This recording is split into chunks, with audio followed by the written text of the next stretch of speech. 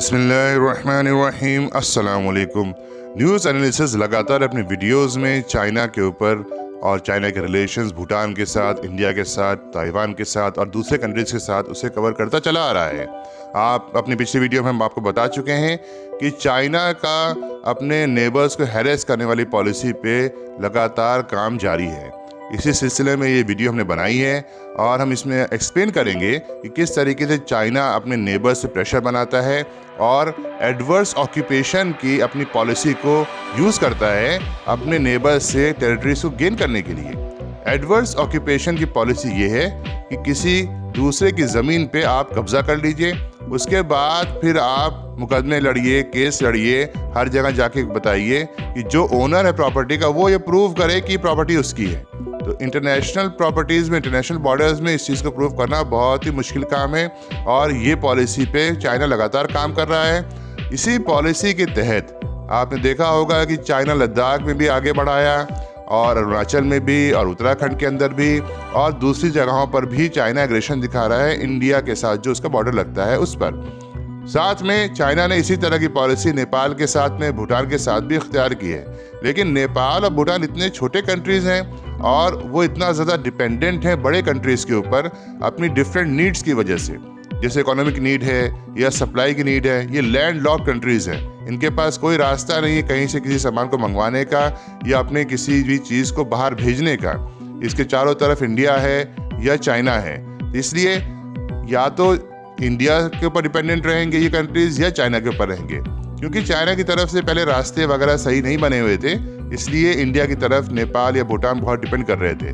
लेकिन पिछले सालों में चाइना ने कनेक्टिविटी बढ़ाई है भूटान के साथ में और नेपाल के साथ में, अच्छे रोड्स बना दिए हैं, कनेक्ट कर दिया है और काफ़ी इकोनॉमिक हेल्प भी कर रहा है भूटान और नेपाल के साथ में। वो टेरिटरीज को भी ऑक्यूपाई कर रहा है दोनों कंट्रीज के।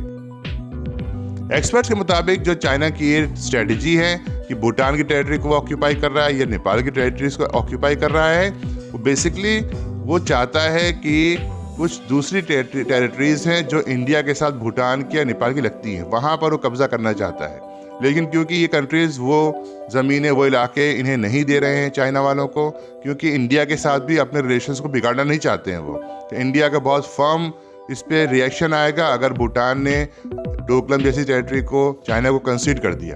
तो भूटान इस पे तो तैयार नहीं हो रहा है कि डोकलम वाले एरिया को वो कंसीड करे चाइना को, तो चाइना इसलिए प्रेशर बनाने के लिए दूसरे एरियाज पे वो कब्जा कर रहा है और वहाँ पे अपने विलेजेस बना रहा है, नए नए विलेजेस बना रहा है, जिसके बारे में 2015 में ही चाइना ने $6 बिलियन का एक प्लान पास किया था। चाइना के पास हम बता चुके हैं कि पैसों की कमी नहीं है। अब वो दुनिया के सबसे अमीर मुल्कों में उभर के सामने आ चुका है कि सबसे अमीर मुल्क दुनिया में सिर्फ चाइना है।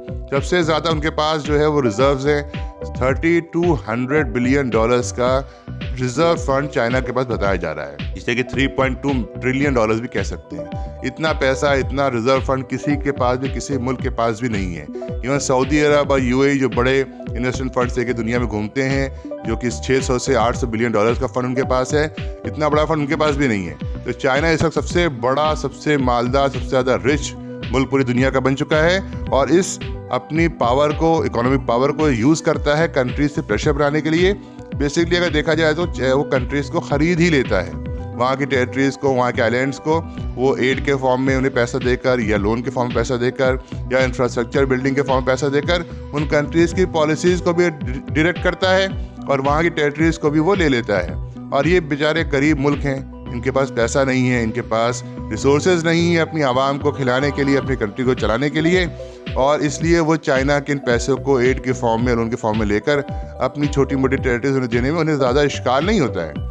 बस इंडिया के, क्योंकि इंडिया भी एक बड़ा कंट्री उनके आसपास है और उसे वो नाराज़ नहीं करना चाहते हैं, तो वो टेरिटरीज इंडियन प्रेशर की वजह से वो चाइना को नहीं दे रहे हैं, जिससे कि इंडिया के स्ट्रेटेजिक इंटरेस्ट को नुकसान पहुँच सकता है। तो इस वजह से चाइना इसका जो गुस्सा है वो निकाल रहा है उन कंट्रीज़ की दूसरी टेरिटरीज पे कब्जा करके।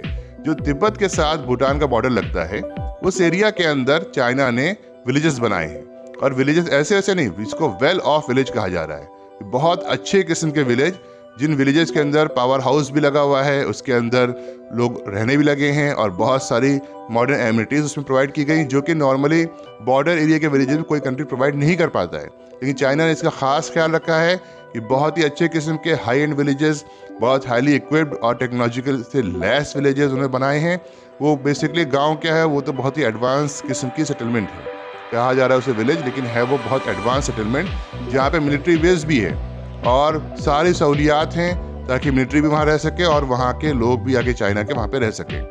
तो ये इनकी एक स्ट्रेटजी चाइना ने बनाकर और उसके लिए बहुत बड़ा बजट भी अनाउंस कर दिया है, क्योंकि पैसे की कोई कमी नहीं चाइना के पास में। तो उनके लिए ये बहुत आसान काम है। हालांकि इस तरह के विलेजेस को सस्टेन करना लॉन्ग टर्म में बहुत ही मुश्किल होता है और नॉर्मली कंट्रीज़ के लिए बहुत ही एक्सपेंसिव होता है, क्योंकि पैसों की कमी नहीं है, इसलिए चाइना इनको सस्टेन भी कर पा रहा है, मेंटेन भी कर पा रहा है। और स्ट्रेटेजिकली ये विलेजेस बहुत इंपॉर्टेंट हो चुके हैं, क्योंकि विलेज होने की वजह से कोई भी कंट्री इनके ऊपर कुछ भी कर नहीं सकता।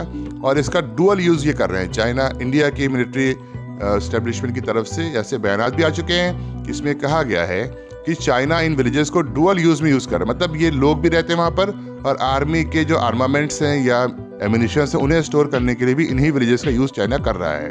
तो ऐसे विलेजेस पे कोई भी दूसरा कंट्री अगर अटैक करता है तो बहुत बड़ा इशू हो जाएगा ह्यूमन राइट्स का वहाँ पर, क्योंकि सिविलियंस कैजुअलिटी हो सकती हैं ऐसे एरियाज़ के अंदर। और क्योंकि वहाँ पे आर्म या एम्यूनिशन के डिपोज उन्होंने उसी के अंदर बना दिए हैं, तो इसलिए बहुत ही मुश्किल है दूसरे कंट्री के लिए उनको टारगेट करना।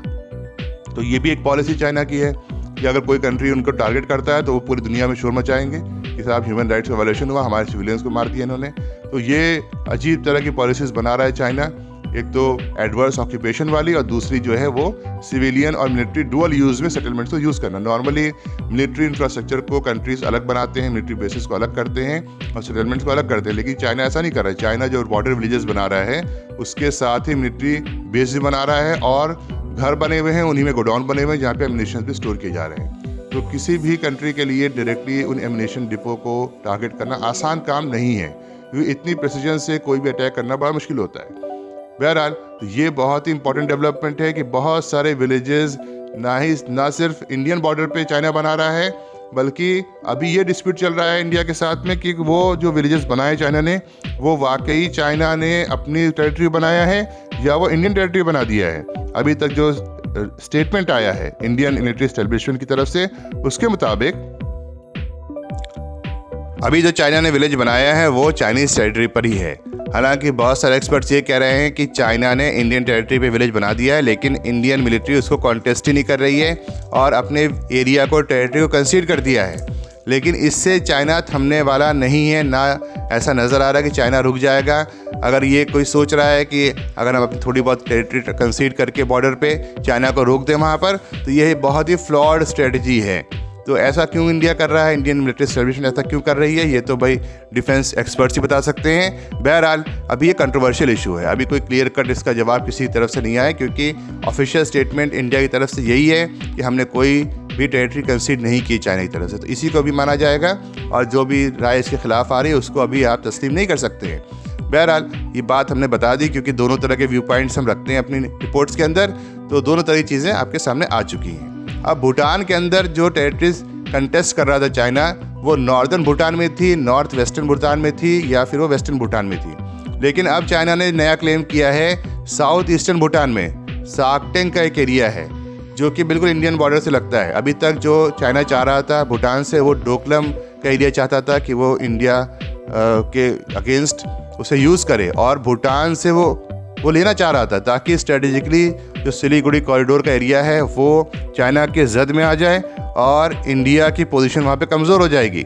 लेकिन भूटान ने वो एरिया नहीं दिया चाइना को, तो इसके बदले में चाइना ने उस प्रेशर बनाने के लिए नॉर्थ ईस्टर्न एरिया में वहाँ पे कब्ज़ा किया, वहाँ पे विलेजेस बना लिए हैं और भूटान की इतनी पावर नहीं कि उन्हें रोक सके। और इंडिया भी उस एरिया में इंटरफेयर नहीं कर सकता, क्योंकि इंडिया का कोई बॉर्डर उस एरिया से, नॉर्थ ईस्ट का जो एरिया जहाँ कब्ज़ा किया है वहाँ पर लगता नहीं है। तो अब जो नया क्लेम चाइना ने किया है वो है साउथ ईस्टर्न भूटान के अंदर एक एरिया है साकटेंग का, जो कि एक सेंचुरी का एरिया है, वाइल्ड लाइफ सेंचुरी है उस एरिया में। तो अब उस एरिया को क्लेम किया है। अब इंडिया ने उसको काउंटर करने के लिए एक मूव चला, एक मेजर लिया है, एक चाल चली है और इंडिया ने एक रोड प्रपोज कर दी है भूटान के थ्रू, वो तवांग के लिए, अरुणाचल के लिए, और वही साकटेंग के एरिया से जिससे कि चाइना ने क्लेम किया है। तो अब ये भूटान बीच में फंस गया है, उधर नॉर्थ वेस्टर्न में चाइना कब्ज़ा कर रहा है और नॉर्थ ईस्ट में भी चाइना कब्ज़ा कर रहा है। और साउथ ईस्ट में चाइना क्लेम कर रहा है, लेकिन इधर इंडिया रोड बना रहा है। तो अब भूटान क्या करेगा? भूटान तो बीच में फंस गया। उसकी टेरिटरी में चारों तरफ से उसके नेबर्स जो हैं कब्जा करते चले जा रहे हैं और बहुत बड़ी मजबूरी भूटान के सामने है कि वो अपनी टेरिटरी को बचाने के लिए अब किसका साथ दे, किसके साथ जाए। तो इस वक्त जो पोजीशन है वो चाइना की पोजीशन ज़्यादा स्ट्रांग लग रही है इंडिया के मुकाबले में, और ये बात भूटान भी समझ रहा है। हम अपनी पिछली वीडियो में आपको बता चुके हैं कि भूटान ने हालात को देखते हुए अब एक एग्रीमेंट कर लिया है चाइना के साथ में। और एग्रीमेंट क्या है? वो एक मजबूरी का दर्जा है, क्योंकि कोई और ऑप्शन भूटान के पास तो है ही नहीं। भूटान तो इतना कमज़ोर मुल्क है, उसके पास कोई आर्मी नहीं है, कोई डिफेंस फोर्स नहीं है, एक छोटी मोटी पुलिस फोर्स है, वो तो सिविलियन एरिया में ही घूमती रहती है, उसके पास इतनी पावर ही नहीं है कि वो बॉर्डर एरिया को डिफेंड कर पाए। तो भूटान ने ये अच्छा समझा कि साहब इस वक्त चाइना जो है वो ज़्यादा पावरफुल स्टेटस पे है, तो उसको हम सपोर्ट कर दें और उसके साथ हम एग्रीमेंट कर लें। और कहीं ना कहीं जो इंडिया का प्रपोजल था कि हम रोड बना लेंगे साकटेंग में और चाइना नहीं आ पाएगा, तो भूटान के अगर व्यू पॉइंट से देखें तो ये बहुत अच्छा प्रपोजल इंडिया की तरफ से नहीं था। भूटान की टेरिटरी उस साल में भी जा रही थी, या तो चाइना कब्जा करेगा या इंडिया कब्जा करेगा। तो अब इंडिया को रोकने के लिए भूटान ने एग्रीमेंट कर लिया है चाइना के साथ में, और अब नहीं लग रहा है कि चाइना के अगेंस्ट जाकर इंडिया को रोड वोड साकटेंग में बना पाएगा।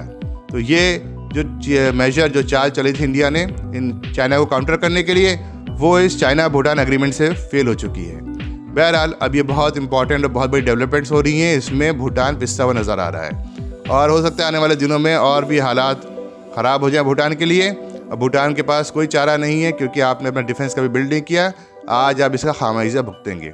एक ज़माने में ब्रिटिशर्स ने जब कब्ज़ा किया था, कोशिश की थी कब्ज़ा करने की भूटान में, भूटान ने बहुत रेजिस्ट किया था और ऐसी फ़ाइट की ब्रिटिशर्स मजबूर हो गए और भूटान को एक इंडिपेंडेंट डिक्लेयर उन्होंने किंगडम तस्लीम कर लिया था। लेकिन वो ज़माना चला गया, वो 100 साल से पहले की बात हो गई। अब भूटान इस हालत में बिल्कुल नहीं किसी से फाइट कर पाए या अपनी टेरिटरी को डिफेंड कर पाए। अब आगे क्या डेवलपमेंट्स होंगी हम अगली वीडियो में लेकर आएंगे।